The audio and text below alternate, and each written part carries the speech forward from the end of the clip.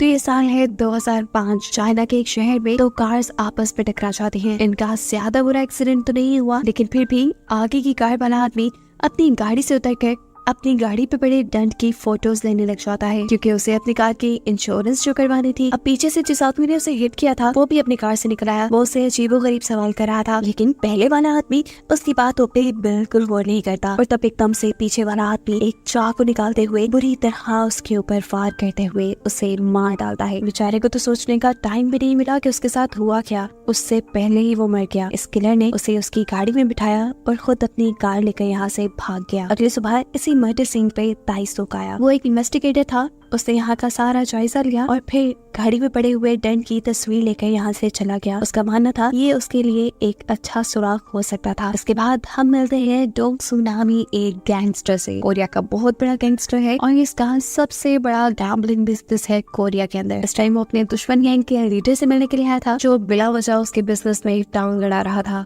Gangster यहाँ उससे करने आया था डील। इनकी बहस के दौरान इनके असिस्टेंट भी आपस में इन्हीं के लिए बहस करने लग जाते हैं। इस चीज से डोंगसो को गुस्सा आ जाता है और वो खड़े होकर सबसे पहले अपने ही असिस्टेंट को मारता है और फिर दूसरे आदमी के असिस्टेंट को मारते हुए उसके मुंह से उसके दांत ही निकाल देता है और कहता है, जब दो बड़े बात कर रहे थे तो तुम्हारी हिम्मत कैसे हुई बोलने की। हाथ में पकड़े हुए इन्हीं दांतों को वो नीचे पड़े हुए वोडका के ग्लास में डाल देता है और यही ग्लास दूसरे गैंगस्टर के सामने कर देता है। वो जो डोंगसो से बहुत ज्यादा डर चुका था, वो यही दांतों वाली वोडका पीकर डोंगसो की डन कर देता है। सीन कट होकर पुलिस स्टेशन में हम ताइसुक को देखते हैं, जो अपने सीनियर्स के साथ है। वो अपने सीनियर्स को बताता है कि शहर में हुए पिछले कई मर्डर्स का पैटर्न सेम है, बिल्कुल ऐसा ही जैसा कल एक मर्डर हुआ है। मुझे लगता है कि ये एक सीरियल किलिंग का केस है। उसके बाद सुनते ही उसके सीनियर उसके ऊपर गुस्सा हो जाते हैं और कहते हैं, पागल हो, मुझे लगता है ज्यादा हॉलीवुड मूवीज देखने लगे हो तुम। तुम्हारे पास एक केस है, उसी की इन्वेस्टिगेशन करो तो ज्यादा बेहतर होगा। दूसरी तरफ गैंगस्टर अकेले ही अब अपने घर के लिए निकल चुका था। अभी वो रास्ते में ही था कि एकदम से उसकी कार को कोई हिट कर देता है। ये कोई और नहीं था बल्कि वही सीरियल किलर था। डोंगसू ने कार से उतर कर देखा, टर्न नॉर्मल था। उसने इशारे से किलर को वापस आने को बोला और खुद गाड़ी की तरफ बढ़ गया, लेकिन वो किलर वापस गाड़ी में बैठने थोड़ी आया था। उसने एकदम से डोंगसू के ऊपर हमला कर दिया। आज उसकी किस्मत बुरी थी, वो ये नहीं जानता था कि वो हमला किस पर कर रहा है। डोंगसू ने पीछे बढ़ते हुए उल्टा इसी किलर को पकड़ लिया। उसने इस किलर को बहुत पंच मारे, जबकि किलर ने अपने डिफेंस में यहाँ चाकू चलाना नहीं छोड़ा। इसके रिजल्ट में डोंगसू ने उसी के हाथ से उसी का चाकू खींचकर उसी के ऊपर हमला कर दिया। अब ये बात किलर जान चुका था कि डोंगसू को मारना उसके लिए मुश्किल है। वो खुद भी जख्मी था, इसीलिए अपनी कार में बैठते हुए डोंगसू से पीछा छुड़ाने के लिए उसे अपनी कार से हिट करते हुए वो वहाँ से भाग जाता है। डोंगसू को हॉस्पिटल एडमिट कर दिया जाता है, जबकि हम देखते हैं कि वो किलर कहीं दूर फेराने में जाकर अपने जख्मों से खून रोकने के लिए अपने जख्मों के ऊपर स्टेपलर लगा रहा था। दूसरी तरफ डोंगसू के असिस्टेंट ने दूसरे गैंगस्टर के गैंग के ऊपर हमला करवा दिया, ये सोचते हुए कि जरूर डोंगसू के ऊपर हमला उसी ने किया होगा। लेकिन डोंगसू अगले दिन होश में आके अपने असिस्टेंट को बताता है कि हमला करने वाला दूसरे गैंग का बंदा नहीं था, मेरी सारी मेहनत बेकार की। हमला जिसने किया था वो तो अभी इस वक्त पुलिस से बचने के लिए अपनी कार वही छोड़ के अपना हुलिया बदलने के लिए आगे निकलता है और हुलिया बदलने के लिए वो एक दूसरे आदमी को मारकर उसके कपड़े पहन लेता है। यहाँ डोंगसू भी किलर का पता चलवाने के लिए किलर की कार की डिटेल्स अपने असिस्टेंट को देता है। उसे हर हाल में किलर अपने पास चाहिए था, क्योंकि उसके इस हमले ने डोंगसू की रेपुटेशन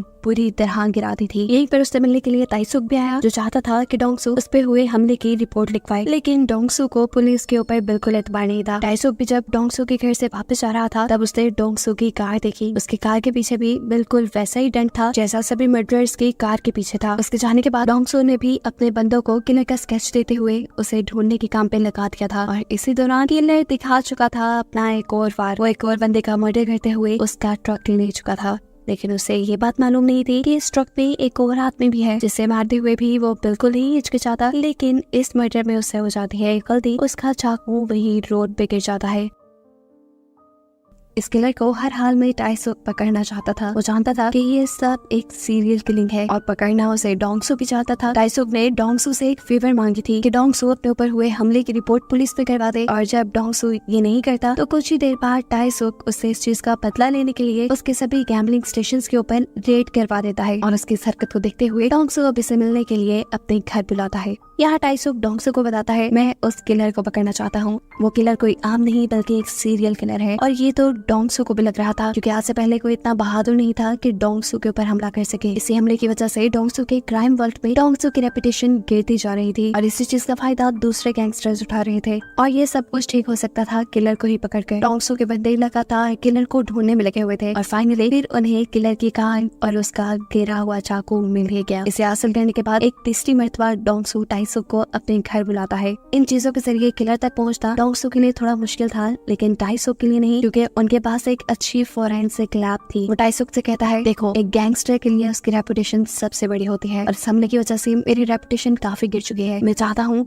कि जल्द से जल्द किलर पकड़ा जाए और इस पे तुम मेरा साथ दोगे। फिर किलर जिसको भी पहले मिल गया वो उसका हुआ। टाइसुक यहाँ सोच रहा था कि वो किलर को पकड़ कर अदालत लेकर जाएगा और ऐसे उसे प्रमोशन मिल जाएगी, जबकि डोंगसू सोच रहा था कि वो किलर को पकड़कर कुत्ते की मौत मारेगा। इनकी रियल डन होने के बाद डोंगसू ने टाइसुक को बताया कि उन दोनों की सारी बातें रिकॉर्ड हो रही थी। अगर टाइसुक ने कभी उसे धोखा देना भी चाहा तो ये रिकॉर्डिंग उसके खिलाफ है। अब डोंगसू ने किलर का स्केच और उसकी सभी चीजें टाइसुक के हवाले करके उसे काम पे लगा दिया। ये सब क्लूज टाइसुक के लिए भी बहुत मायने रखते थे। अब टाइसुक और उसकी टीम ने किलर की गाड़ी के फोरेंसिक टेस्ट शुरू कर दिए, जबकि डोंगसू ने इस सारी सिचुएशन का फायदा उठाना चाहा। उसने अपने असिस्टेंट से एक दूसरे गैंगस्टर को मारने का कहा, क्योंकि वो डोंगसू की गिरी हुई रेपुटेशन का बहुत ज्यादा फायदा उठा रहा था। उसके हुक्म के मुताबिक उसके असिस्टेंट ने दूसरे गैंगस्टर को सोते में रात में ही मार डाला, वो भी किलर के चाकू से, ताकि उस गैंगस्टर के मरने का इल्जाम भी किलर के ऊपर चला जाए और किसी को भी डोंगसू पे शक ही न हो। यहाँ पुलिस स्टेशन के अंदर कार के फोरेंसिक की भी रिपोर्ट आ गई। कार के ऊपर से मिला हुआ डीएनए पिछले सभी मर्डर केसेस में मैच हो रहा था और साथ ही साथ गैंगस्टर को मारने वाले चाकू से भी। ऐसे पूरे पुलिस डिपार्टमेंट को ये बात कंफर्म हो चुकी थी कि ये कोई आम इंसान नहीं है, बल्कि वो सारे केसेस एक सीरियल किलिंग के हैं। इसीलिए अब इस केस को सॉल्व करने के लिए पुलिस का पूरा डिपार्टमेंट इन्वॉल्व हो गया। अब टाइसुक, जिसे गैंगस्टर की मर्डर की रिपोर्ट मिली थी, वो इस मर्डर को देखकर जान गया कि ये काम डोंगसू का है, क्योंकि सीरियल किलर रोड पे चलते हुए अनजान लोगों को मारा करता था। इसी चीज के गुस्से में वो डोंगसू के पास गया। इससे पहले वो डोंगसू को कुछ कहता, डोंगसू ने उल्टा उसी को पटक के गिरा दिया और फिर टाइसुक के सामने ये कन्फेस भी कर लिया, हाँ मैंने ही उस गैंगस्टर को मरवाया है, लेकिन तुम इस बात को साबित नहीं कर पाओगे। टाइसुक भी ये बात जानता था, इसलिए तिल मिलाता हुआ वो यहाँ से चला गया।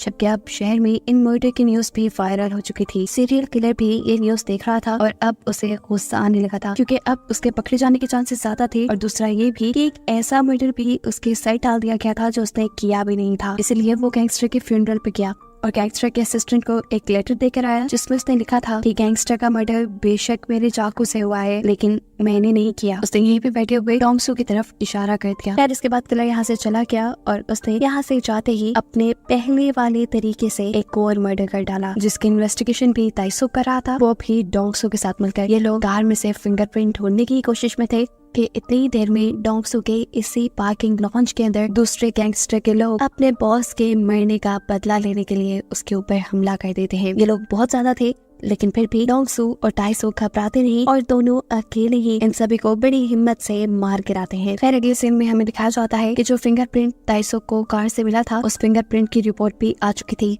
ये फिंगरप्रिंट जिस बंदे के थे, उसकी मिसिंग रिपोर्ट तो पहले कई सालों से दर्ज थी, लेकिन फिर भी टाइसुक इन्वेस्टिगेशन करना चाहता था, इसलिए वो उसके आईडी कार्ड पे दिए हुए एड्रेस पे जाता है। उसके घर में अजीबो गरीब किस्म की ग्रीन कलर के टैंक्स थे और बहुत सारी किताबें थी जो डेविल से रिलेटेड थी, यानी शैतानों से रिलेटेड। हो सकता था कि वो ये सारे मर्डर डेविल यानी शैतानों को खुश करने के लिए किसी सेक्रीफाइस के तौर पे कर रहा हो।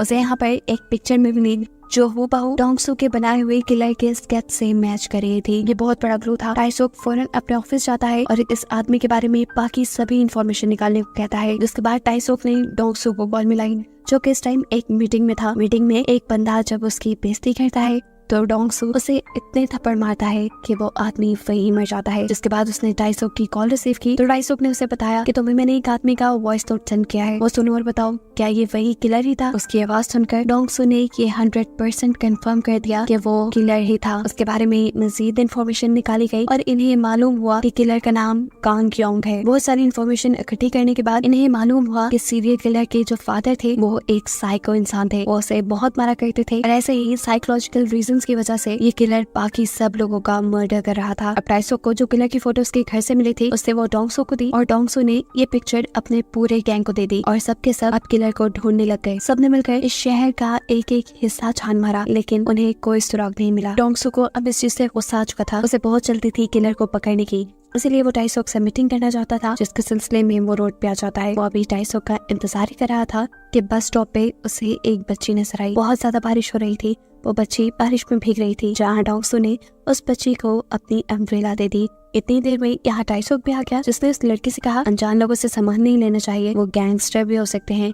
जिसके जवाब में बच्चे ने कहा मुझे तो आप ही गैंगस्टर लगते हैं। और ये सुनकर डोंगसो हंसने लग गया। यहाँ बस भी आ गई और बच्ची बस में बैठ गई। उसने बैठते हुए भी डोंगसो का शुक्रिया अदा किया। और यहाँ एक चीज जो हमने नोटिस की कि इसी बस में वो सीरियल किलर भी बैठा हुआ था। रात में डोंगसो के सभी गैंगस्टर और पुलिस के सभी डिटेक्टिव्स मिलकर खाना खा रहे थे और इसी चीज पे डिस्कशन कर रहे थे कि कैसे किलर को ढूंढा जाए। तभी टीवी पे इन्हें एक न्यूज दिखाई देती है कि उसी सीरियल किलर ने एक और मर्डर कर दिया था। इसी मर्डर साइट पे डोंगसो को अपनी अम्ब्रेला दिखती है और वो पहचान जाता है कि किलर ने उसी बच्ची का मर्डर किया था जिससे वो सुबह में मिला था। ये देखकर उसे बहुत दुख हुआ। इस रिपोर्ट से सभी डिटेक्टिव ये जान गए कि अगर कुछ ही देर पहले किलर ने मर्डर किया है तो जरूर वो यहीं गई होगा। इसीलिए डोंगसो के सारे आदमी और पुलिस के सारे डिटेक्टिव्स उसे ढूंढने के लिए निकल गए। शहर का हर कोना इन्होंने छान मारा, रेस्टोरेंट, मोटल, शॉपिंग मॉल, हर जगह उसे ढूंढा। आखिरकार इन्हें एक ऐसा मोटल मिल ही गया जिसके ऑनर ने उन्हें ये कंफर्म कर दिया कि किलर यही रुका है। लेकिन फिलहाल वो होटल पे नहीं था,